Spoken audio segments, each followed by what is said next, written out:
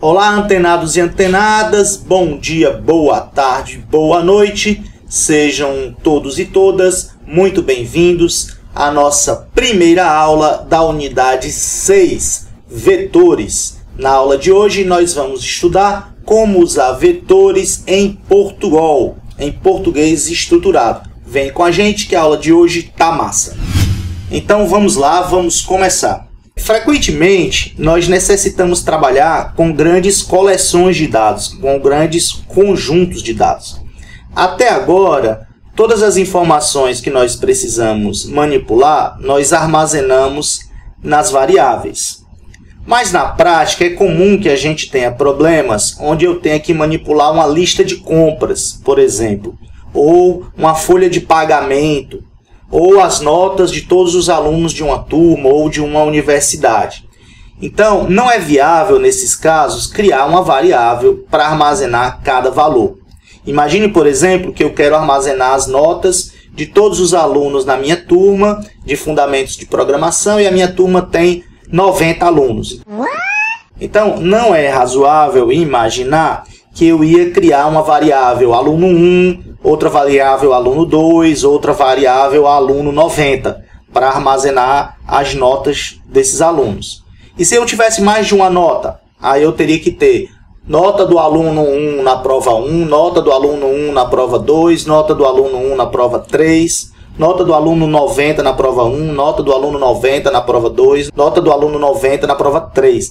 Isso é inviável. Então, nesses casos, a gente precisa de uma estrutura de dados mais conveniente. A maneira como esse conjunto de valores é representado dentro de um computador, isso varia de acordo com a linguagem que a gente está utilizando. Mas o conceito fundamental para a gente armazenar um conjunto de valores é o conceito de vetores, né? O que é um vetor? Vetor é uma variável que permite o armazenamento de vários valores, de mais de um valor, onde eu vou acessar esses valores por meio de um índice. Então, um vetor ele pode conter 0 ou mais elementos. Agora, todos os valores armazenados no vetor, eles devem ser do mesmo tipo. Então, nós dizemos que o vetor ele é uma variável composta. Por que é uma variável composta? Porque pode armazenar mais de um valor. Então, o vetor ele é uma variável composta, é uma variável homogênea. Por que o vetor é uma variável homogênea? Porque se eu defino que um vetor é do tipo inteiro, então eu só posso guardar valores inteiros nesse vetor. Então, um vetor é uma variável composta, homogênea e unidimensional. Por que unidimensional? Porque ela tem apenas uma dimensão. Beleza. Então, como eu já falei, um vetor é um conjunto de variáveis que tem que ser sempre de um mesmo tipo. E como é que eu diferencio as variáveis nesse conjunto? Por um índice. É o índice do elemento no conjunto que vai determinar o elemento. Beleza? Então, a variável vetor, ou uma variável do tipo vetor, ela vai possuir um único identificador. Então, essa coleção de valores vai ser identificada por um único identificador. As variáveis que compõem esse conjunto, que é o vetor, elas são alocadas de maneira sequencial na memória. Isso é um detalhe importante, que facilita encontrar as variáveis, as posições onde os valores são armazenados na memória. A gente vai ver isso já já. O que distingue as variáveis, né, nesse conjunto, como eu já falei, é um índice, que diz qual é a posição, a localização do valor nesse conjunto de valores. Massa! Vamos ver em Portugal, então, como é que eu declaro um vetor. A sintaxe é declare, nome da variável, tamanho da variável, então aqui é o tamanho do vetor, é a quantidade de elementos que eu vou ter no vetor, e tipo, se é um vetor de números, de valores numéricos, se é um vetor de caracteres, se é um vetor de booleanos. Ok, vamos ver um exemplo. Vamos lá. Então, eu tenho declare x. X é o nome da minha variável, do meu vetor. Por que eu sei que é um vetor? Porque ele tem um tamanho, o colchete define o tamanho. Então, aqui entre colchetes eu tenho 5. Então, esse meu vetor x, essa minha variável x, ela é um vetor.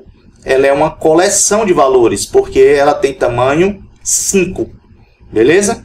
Então, ela armazena 5 valores. De que tipo? Do tipo numérico. Então, x é um vetor de tamanho 5 do tipo numérico. Então, x vai armazenar até 5 valores do tipo numérico. Como é que é a estrutura, né? A estrutura é a seguinte: a minha variável x, o valor dessa variável vai ser uma posição de memória, onde nessa posição de memória eu aloquei espaço para guardar 5 valores do tipo numérico. E esses valores são armazenados sequencialmente na memória. Então, cada valor vai ter um índice nessa coleção. Então, x colchete 1, ou x índice 1, representa o primeiro elemento nesse vetor x. X índice 2 representa o segundo elemento no vetor x. Beleza? E assim por diante. X índice 5 representa o quinto elemento nesse vetor x. Então, quando eu declaro esse vetor x, é criada uma estrutura na memória, né, um espaço na memória, onde eu vou reservar esse espaço para armazenar 5 valores do tipo numérico e armazená-los sequencialmente. E o endereço onde começa esse espaço é armazenado na variável x. Ok, vamos ver um exemplo então de como é que ficaria isso na memória, tá? Então eu tenho declare x, colchete 5, numérico. Então x é uma variável do tipo vetor, né, um conjunto de 5 valores, que pode armazenar até 5 valores, todos do tipo numérico. Beleza. Como é que a gente representa conceitualmente para a gente entender?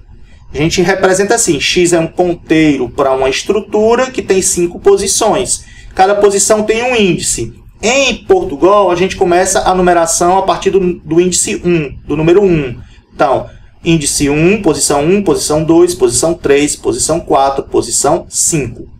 Então, x1 é a posição 1, x colchete 2 é a posição 2, e assim por diante.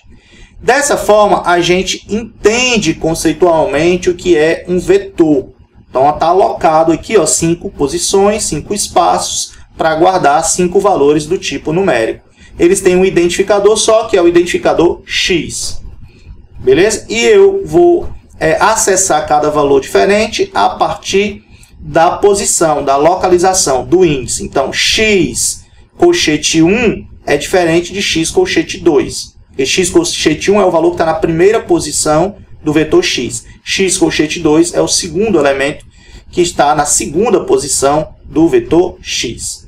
Beleza. Na memória, como é que isso é armazenado? Na memória, a variável x ela vai armazenar um endereço de uma determinada posição na memória, onde eu vou utilizar uma estrutura heap, que vocês vão estudar lá na disciplina de estruturas de dados e construção de análise de algoritmo. Por enquanto, entenda que heap é uma estrutura onde eu aloco na memória 5 posições, 5 espaços, onde cada espaço desse pode armazenar um valor numérico. Então, a variável x ela tem um endereço onde essa estrutura heap começa. Então, é como se ele tivesse o endereço da primeira posição. E como eu sei quantos bytes ocupa um valor numérico, então eu sei qual é o endereço do elemento seguinte. Eu sei qual é o endereço do próximo. Beleza? Porque eu tenho o endereço do primeiro elemento e eu sei quantos bytes ocupa cada elemento do tipo numérico. Então, eu posso, com a conta matemática, acessar qualquer elemento desse vetor de forma direta. Não preciso percorrer para acessar, por exemplo, o elemento que está na quinta posição. Eu não preciso acessar o elemento que está na primeira. Beleza? Porque eu sei que é só para eu descobrir qual é esse endereço aqui da posição 5, basta pegar o endereço armazenado na variável x, que é o endereço do primeiro, e somar 4 vezes o valor ocupado por uma variável do tipo numérico. Então, eu consigo chegar nesse endereço aqui, que é o endereço do quinto elemento do vetor. Beleza? Então, operações em vetores são muito rápidas por conta disso. Então, vamos para frente. Como é que eu atribuo um valor a uma determinada posição no vetor? Ou seja, como é que eu atribuo valores a um vetor?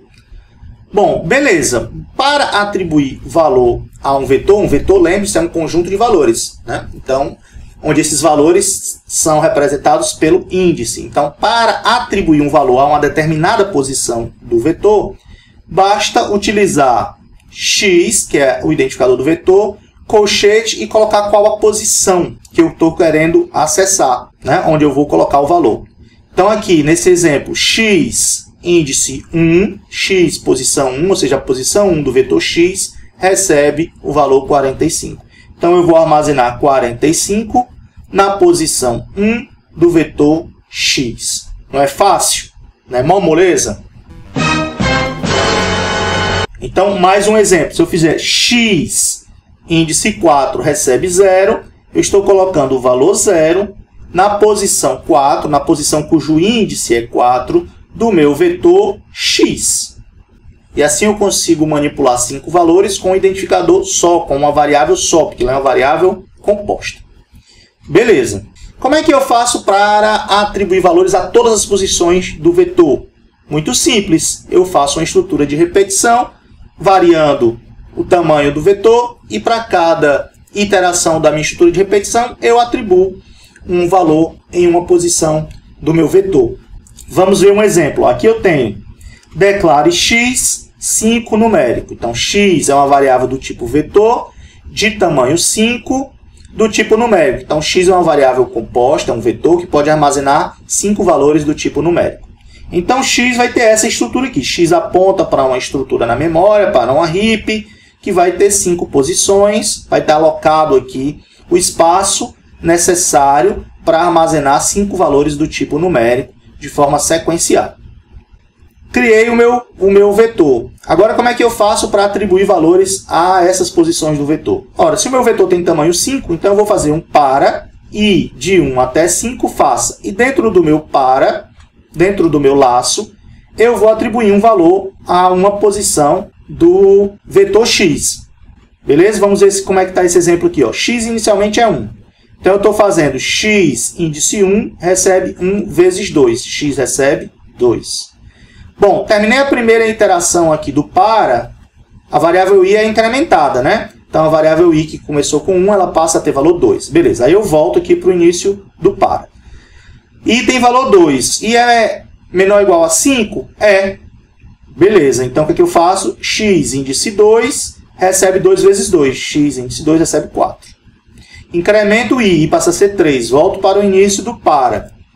Verifico. O i é menor ou igual a 5? É. Então, continuo. x3 recebe 3 vezes 2. Então, x3 recebe 6. Ó. x3 recebe 6. Incrementei a variável i passa a ser 4. Volto para o início do para e avalio. I é menor ou igual a 5? É, porque x é 4. Então, x, posição 4, recebe 4 vezes 2. X, posição 4, recebe 8. Incremento x. X passa a ter valor 5. Volto para o início do para. O i é menor ou igual a 5? É. Então, continuo. Agora eu faço x, posição 5, x índice 5, recebe 5 vezes 2. Então, x, posição 5, recebe 10. Então, x, posição 5, ó, recebe 10. Incremento o valor da variável i. Variável i passa a ter valor 6. Volto para o início do para. I é menor ou igual a 5? Não, porque i nesse momento é 6. Então, eu saio do laço.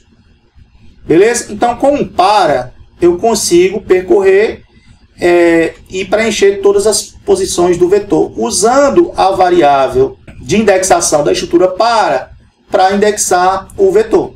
Beleza? Vamos ver mais um exemplo. Então, aqui eu continuo declarando meu vetor x, que é um vetor de tamanho 5, de variáveis do tipo numérico.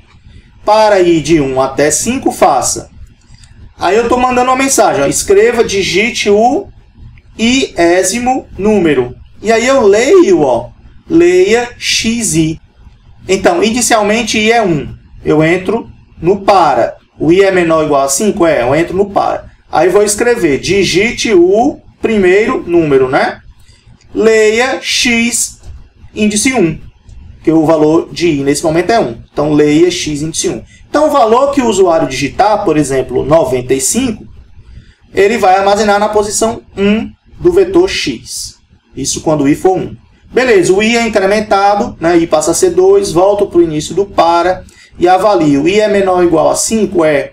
Então, eu vou escrever a mensagem. Digite o segundo número, leia x índice 2. Então, imagine agora que o usuário digitou 13. Então, quando o i for 2, eu vou armazenar 13 na posição 2 do meu vetor x.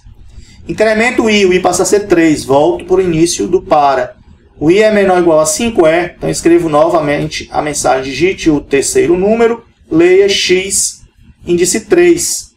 Então, imagine que eu vou ler menos 25 agora. Então, eu vou guardar menos 25, vou armazenar menos 25 na posição 3 do vetor x. Incremento o i passa a ser 4. Volto para o início do para. I é menor ou igual a 5? É, que i é 4. Aí eu vou escrever, digite o quarto número, leia x índice 4. Imagine que eu li 47. Então, eu vou armazenar 47 na posição 4 do meu vetor x. Incremento o i passa a ser 5. Volto para o início do para. I é menor ou igual a 5? É. Então, o que é que eu faço? Escrevo, digite o quinto número. Leio x índice i. X índice 5. Então, o valor lido vai ser armazenado na variável x na posição 5.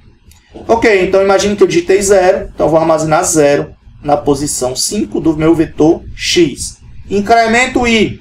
I passa a ter valor 6. Volto para o início do para. Avalio. I é menor ou igual a 5? Não, i é 6. Então, eu saio do laço. Eu saio da estrutura de repetição para. Beleza? E assim, quando o i chegar a 5, eu preenchi todos os elementos do meu vetor.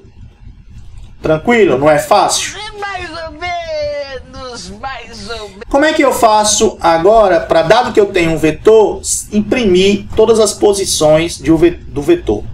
Imprimir os valores que estão em todas as posições do vetor. Bom, muito fácil. Vou fazer um para, o i variando de 1 até o tamanho do vetor.